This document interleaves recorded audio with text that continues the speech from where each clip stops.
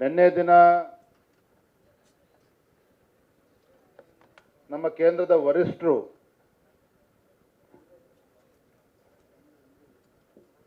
ಇಪ್ಪತ್ತೆಂಟು ಲೋಕಸಭಾ ಕ್ಷೇತ್ರಗಳಲ್ಲಿ 20 ಲೋಕಸಭಾ ಕ್ಷೇತ್ರಗಳ ಅಭ್ಯರ್ಥಿಗಳನ್ನ ಅಧಿಕೃತವಾಗಿ ಘೋಷಣೆ ಮಾಡಿದ್ದಾರೆ.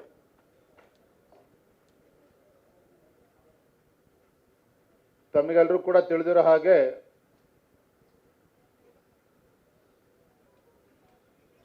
ಕೆಲವು ಸಿಟ್ಟಿಂಗ್ ಎಂಪಿಸ್ಗೂ ಕೂಡ ಟಿಕೆಟ್ ನಿರಾಕರಣೆ ಆಗಿರ್ತಕ್ಕಂಥದ್ದು ನಿಮಗೆ ಗೊತ್ತಿದೆ. ಅದರ ಜೊತೆಗೆ ಹೊಸ ಮುಖಗಳಿಗೆ ಇವತ್ತು ಅವಕಾಶನ ಕೊಟ್ಟಿರ್ತಕ್ಕಂಥದ್ದು ಕೂಡ ತಾವು ನೋಡ್ತಾ ಇದ್ದೀರಿ. ನಾನು ಈ ಸಂದರ್ಭದಲ್ಲಿ ಹೇಳ್ತಕ್ಕಂಥದ್ದು,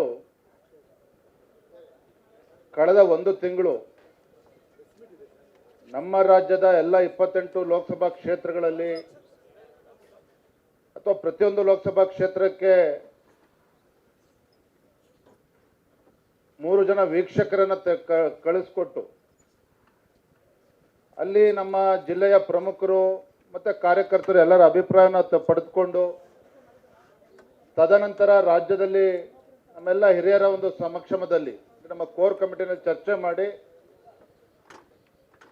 ಪ್ರತಿಯೊಂದು ಲೋಕಸಭಾ ಕ್ಷೇತ್ರಗಳಿಗೆ 2-3 ಹೆಸರುಗಳನ್ನು ನಾವು ಇಲ್ಲಿಂದ ದೆಹಲಿಗೆ ಕಳಿಸ್ಕೊಟ್ಟಿದ್ವಿ.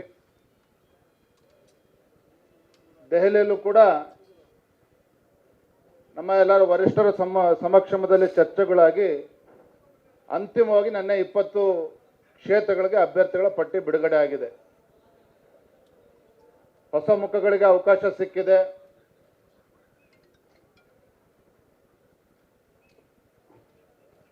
ಹಿಂದುಳಿದ ವರ್ಗಕ್ಕೆ ನ್ಯಾಯ ಕೊಡ್ತಕ್ಕಂಥ ಕೆಲಸವೂ ಕೂಡ ಆಗಿದೆ.